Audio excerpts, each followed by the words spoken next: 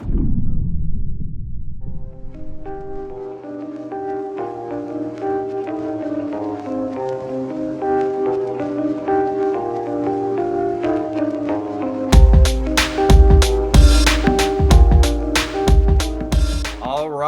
right. Welcome into another 2022 MLB Draft Show. We're going dipping back into the college ranks with this episode. We've got Florida State's own Bryce Hubbart. Bryce, one of the stars of this year's Cape Cod League. Bryce, I like to open up the show every week by just kind of opening the floor for you and allow you to kind of introduce yourself, introduce who you are off the field, and what kind of a player you are on the field. Obviously, my name is Bryce Hubbart. I'm a left-handed pitcher from Florida State, Tallahassee, Florida. Off the field, I'm actually really big into video games. It's like one of my biggest passions off the field. I have a big heart for church and I have a big heart for ministry. And other than that, I'm nothing crazy. I just live life. What's your go-to game? Right now it's Destiny 2, but I kind of jump around to a lot of different games like Warzone. What's another one? Grand Theft Auto 5. There's a few that me and my buddies kind of rotate around, but for most part, it's been Destiny. Some of the big ones, the classics. Yeah, nice. I know, obviously, I got the opportunity to watch you pitch down in the Cape Cod League this summer. Actually, your last start was when I finally caught you because you kept pitching on Mondays. But, I know one of the things that I noticed, actually, it was starting Orleans toward the end of the season.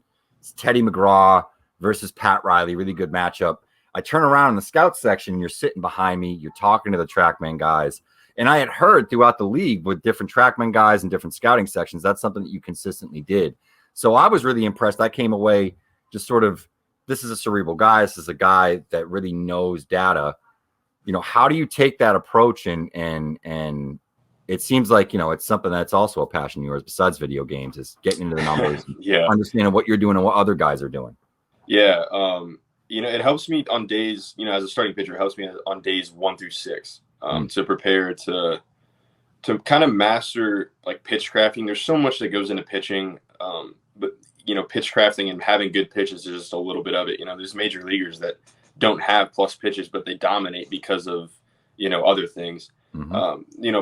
Having plus pitches does help, and it does make things easier, obviously. So, as much information as I can take in, as much, like people who have high vertical break fastballs, mm-hmm. like that's not special, but having high vertical break plus high horizontal break, like that is special. So if you can, kind of manipulate, and take into account, that during your days 1 through 6, and that's kind of how you prepare throughout the week. And then obviously like the 7th day, I'm going out there and pitching and competing and not worrying about anything.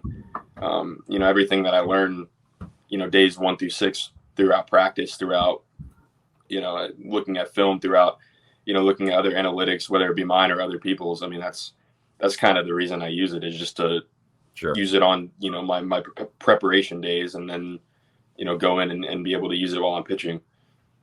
And just a quick follow-up, Joe, on that, because obviously, I've talked to Bryce a little bit about this before. You have great feel for your breaking stuff. Oh my God, tell me what to do. Wee.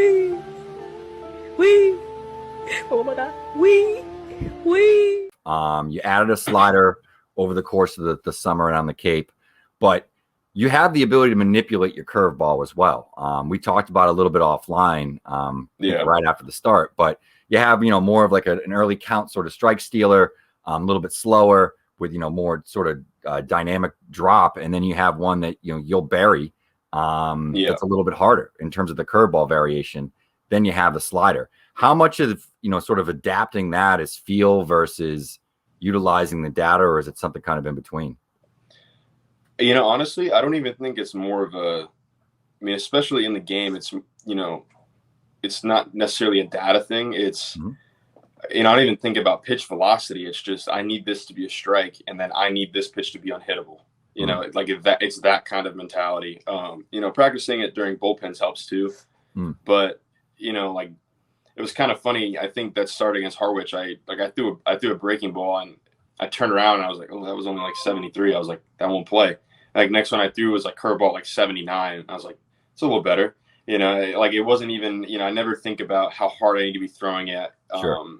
I think there's just more of an aspect of control versus, if you're early in a count and you see a pitch that doesn't look like it's going to be anywhere near the zone, like no one's going to swing, and it turns out to be a strike. So that's kind of where the free strike comes in.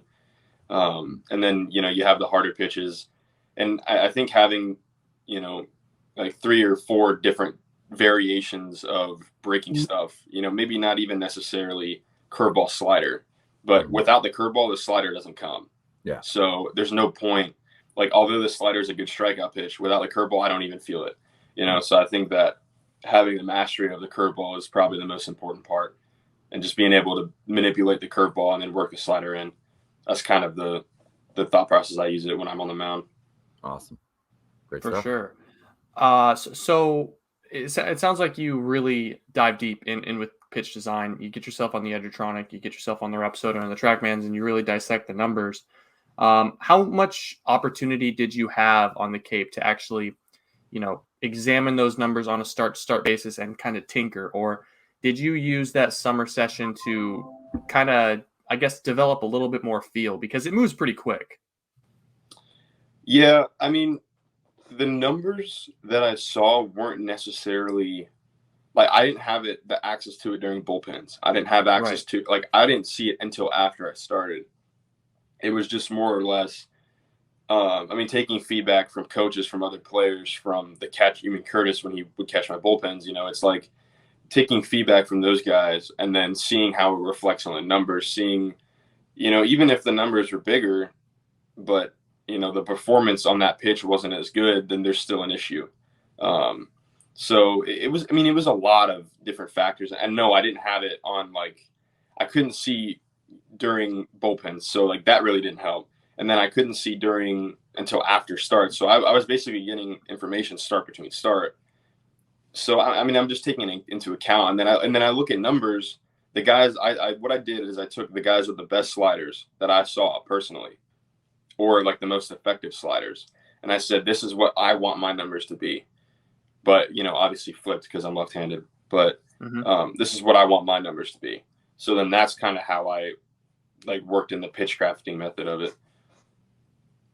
So the second part of that question, I guess, would be, during your time on the Cape this summer, was there one specific thing that you can take away from that experience that you hope to bring to Florida State in 2022? Yeah. The outlier, probably the biggest thing that I learned out there was that there's people on this planet that don't play baseball that love baseball more than I do. And it's not to say that I don't love baseball. It's just those people are nuts about it. And like someone like my host home, like I'd wake up at 9, 10 o'clock and he has baseball on, and, I go to bed at 11 and he would be just turning off the TV from watching the Red Sox game, and he would read all the D1 articles. He would read all the Baseball America articles. And in my head, I'm just like that's insane to me. Like, I can't imagine, like, I would go insane reading all this stuff about, my friends or people that I know, but like, it's what he lives for. Like he loves it. And, he knew all of my teammates. He knew, he watched them on TV before when they released the roster for the Cape. He watched them on TV. He was rooting for the people that, in the College World Series, he was rooting for Texas because we had a guy from Texas, or 2 guys from Texas. We had Pete and Trey, but he's rooting for some of the Vanderbilt guys. Like, it's just like, it was that level of like dedication and love that it honestly made me love the game more. So I think that's something that, I hope to take back to Florida State. Really quick. And Jeff, this is more of a statement than a question. Baseball is interesting in that it's more than just a sport for a lot of people. It's, it's a hobby. For some people, it's a science. For some people, it's, it just depends on what you're fancy. I mean, there's so many different corners of the sport that you can kind of get ingrained into. I think that's just, it's a really interesting observation, Bryce.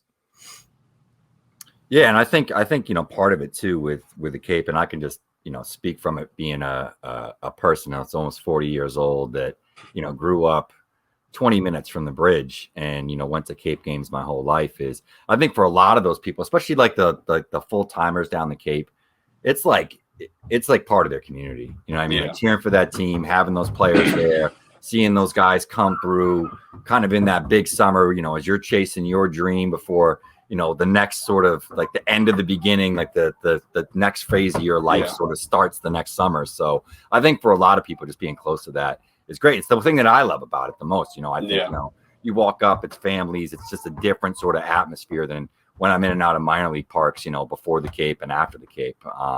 So totally agree there. Yeah. I guess I want to jump in a little bit about your teammates. You had an incredible team. I mean, Brewster was stacked this year, incredible coaching staff, really fun environment. I noticed that when I'm around the teams. Katuitt is very business and like kind of very focused and serious. You guys are always loose. You guys are always having fun. Yeah. But it was an incredibly talented staff. So, among the players that you played with, who are the guys offensively, position guys, and then, and your colleagues in the staff, who are the guys that stuck out to you? I mean, are there a couple of guys that, you sort of came back from the summer and were like, these guys were really impressive just in terms of what they can do? Yeah, I would definitely, I'd want to start by saying that, that was definitely the most talent I've ever been around. And that's probably to nobody's surprise, but I'd probably say the one guy on the field that I remember is Zachary Neto, which is, I mean, he kind of spoke for himself when he played the game. And, he was somebody who you'd look at him and he had power, like legit power. And he was like, I'm not a very big guy, but he wasn't bigger than me either. Like he was not bigger than me. So, that tells me one thing, something's working right in his body. He's a good dude. He's got good power. He plays the game hard. That's somebody that you notice. Curtis Byrne, obviously, he was just fun to be around. He was good, and he's a good catcher. He always, stuck up for you. For me, it was sometimes like, hey, I'm going to try to keep the umpire on our side. But for the most part, he was a good dude. I love Curtis. Spencer Jones, I want to say Colin Davis before he, got drafted. They were just fun to be around. They were good guys. A lot of them they were so talented. And as a pitcher, seeing what, for example, someone like Shohei Ohtani able to do both at a high level, seeing some position player to just be able to do it at a high level is impressive. So, I kind of appreciate that. Zach Neto, just being able to see what he does, and he can pitch. And then, the pitching staff, Mason Barnett before he left, Mason was like my throwing partner. Me and him were talking all about analytics and stuff. I loved Mason Barnett. I think he's at Auburn. Yep. Love and then I'd probably say, Dale Stanovich. Yeah. Dale was just an interesting guy. And he was so good. His stuff was just good. He's, again, one of those guys that was smaller than me, threw 95 miles an hour. And, he was a closer. That's what he did. He did it at Rutgers. He had that kind of weird closer vibe that everyone kind of labels on relievers and closers. He was just crazy enough to be one. My last one would probably Brian Fitzpatrick, and 6'7", 89, 91, 92 probably. But throwing with him was miserable because his stuff was so good. It was unreal how good it was. And he was just, again, one of those guys, extremely fun to be around. There was one time he actually grabbed a turtle from the other side of the fence, and we had it during the game in a box just sitting next to us. And it was when we went on a big winning streak, and Brian was screaming the entire time about a turtle in the bullpen. So it was a really enjoyable summer, whether I was in the dugout or whether I was in the bullpen. Yeah. And I think your whole team, particularly the pitching staff, it seemed like you guys all had a super competitive sort of bulldog mentality. You went right after hitters. You kind of, you talk a little smack. There was definitely a lot of swagger, and it's one of the reasons that, despite the lack of cell phone service and seating, I constantly kept going back to Brewster to watch you guys. And, you had an incredible infield behind you too, between, Trey Faltini on one side and Zach Neto, playing short. It was good luck getting a ground ball through those guys. Yeah, so, no, it was 100% agree. Yeah, I don't give up too many ground balls, always infield pop-ups, but like, you had a pretty comfortable feeling with those guys there. Yeah, we spoke to Zach on I think we spoke to Zach on Friday or Saturday for this show, and it'll be out when this comes out. And the kid is just he's an assassin. I mean, he is so cerebral, and he just knows when he steps into the box, like he's gonna get you. I mean, we were talking a little bit about the Starkville final between Mississippi State and Campbell, and he's like, yeah, last at bat of the game, I could have won it, and I was against Landon Sims, and it didn't go my way, and I circled back and I watched the replay, and he hit 98 at the bottom of the zone and just like smoked it at the shortstop, like 108 miles an hour. He's like, oh, it didn't go my way. I'm like, I don't know if you could have done anything differently, Zach. So moving into 2022 and your Florida State season, what sorts of goals do you have for yourself? I mean, what are you hoping to achieve both individually and as a team?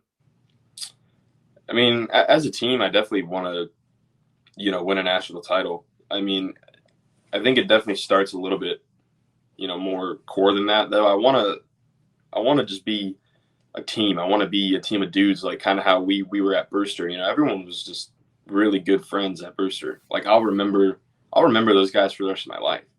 And I mean, I guess that's the experience you want having to go up there. But I kind of want to bring that back, and with Parker Messick and with some of the other guys returning, Jonas Scalaro. I think that we've done a really, really good job of being inclusive and, just being teams with all the newer guys. Because we practically brought in an entire new team. So, we have like that core set of older guys, like maybe like 11 to 15 of them, and the rest of them are just newer guys. So, we want to make that transition from wherever they were in high school or, junior college or whatever college. Like we want to be a team, and that's like the one thing I noticed is just some of the guys are saying like, this is so much more looser. Like everyone is just ready to have fun, ready to enjoy playing the game and ready to get better. And so I think that was definitely an improvement so far. Like we're doing a really good job with that, and we still have a long way to go with it.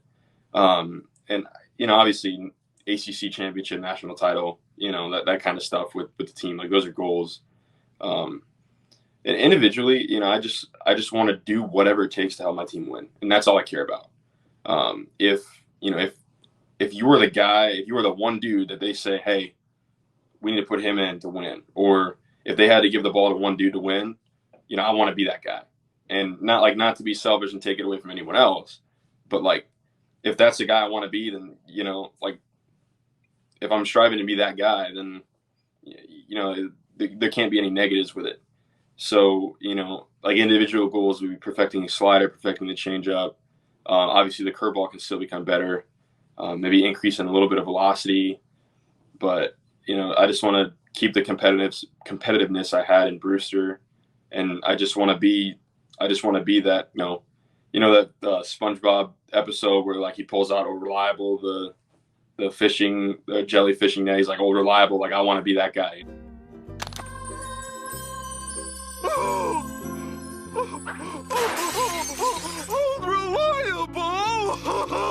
Those are just a few. Old fishing net, Bryce. That that clip's definitely going to make its way into this show. I promise that'll you be that. on the show. Joe loves the SpongeBob clips, so that's definitely happening. I guess sort of. I think probably wrapping up baseball questions here. We don't want to keep you too long. But in terms of the changes, things that you've already sort of made. I know you've added some more hop to the fastball. You've talked about that. You talked about the slider. Is there anything else that you're sort of looking to do just from like a personal development standpoint over the next year? Just in terms of pitch design, something you wish you could do a little bit better that you're not doing now? Yeah. Something I thought I didn't do well in the spring, where I had kind of a stretch where I'd be throwing really well, and then like some little thing would happen, and then it would just all fall down. I think a good example would be like I went like 4 innings against Louisville, and then the 5th inning, I gave up a hit, walked a guy, walked another guy. They came out, had a mound visit, and the first pitch after the mound visit, gave up a bomb. Like it was it was just like all caving in. And I don't want to be like, I really didn't have an opportunity to do that in the Cape, which I did, but not to the, like, I didn't have that challenge of having, runners on, 5,000 people screaming at you, blah, blah, blah, all those things that play into factors. I think that, limiting damage is one of the biggest things, keeping away from those 3-run innings. I think my PFPs in season weren't exactly flawless. I don't think they were bad in the Cape, but in season, I wasn't exactly where I wanted to be with that. Just limiting damage, really. I didn't have an opportunity, like a huge opportunity to work on in the Cape. But I think I did a better job toward the end of the spring, but there's still a long way to go with that. Limiting damage is, again, like when you're sitting in the dugout and you're like, dude, why can't you do this? It's the most frustrating thing. So, limiting damage is probably the number one thing. All right, man. Well, we like to end these episodes a little bit with some sillier questions, kind of get you on your toes a little bit, set up the 2022 season, if you will. So I'll give you like 3 or 4 questions and just kind of hit me with your immediate response. First question would be, who are the best fans in the ACC? Florida State. Sorry. All right, the other side of that, who are the worst fans? I have to say that. Wait. So who are the worst fans? Oh, who are the worst fans? All my Virginia Tech boys, they know it. Oh, I don't know if anyone's ever been to a Virginia Tech game. This year, I think this year they were bad this year. Damn! Who's the most underrated player on the Florida State roster right now?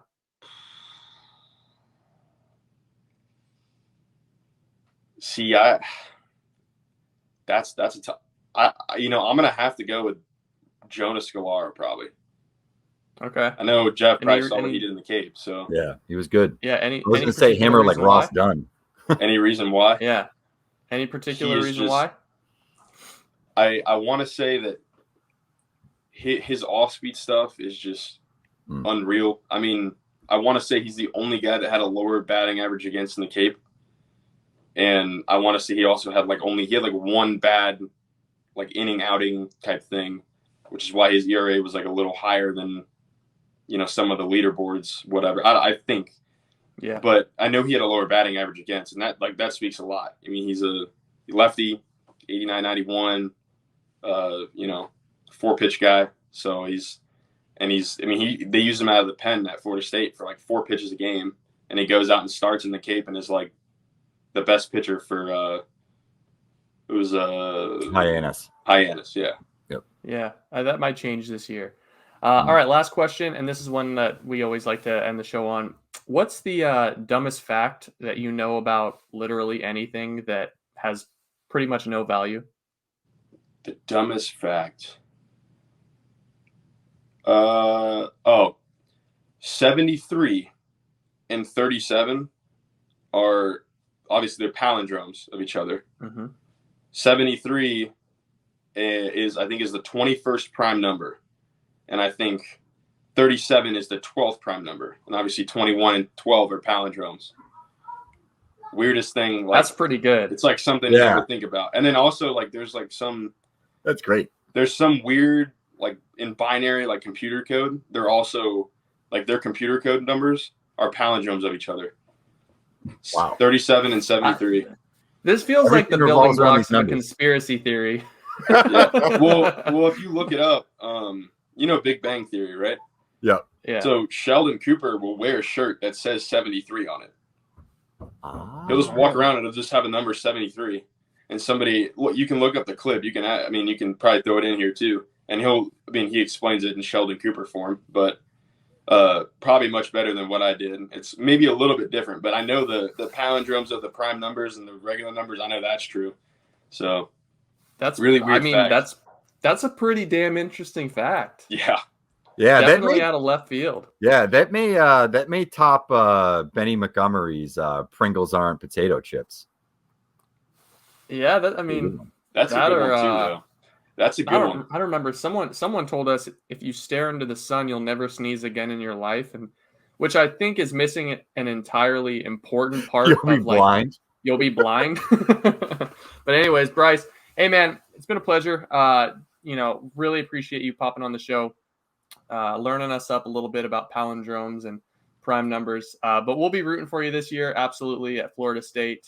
Big fans of you. Jeff has been obviously, writing good words about you for some time now. So looking forward to seeing what you're doing here in 2022. And go get him, man. Sweet. Thank you guys for having me on. I appreciate it.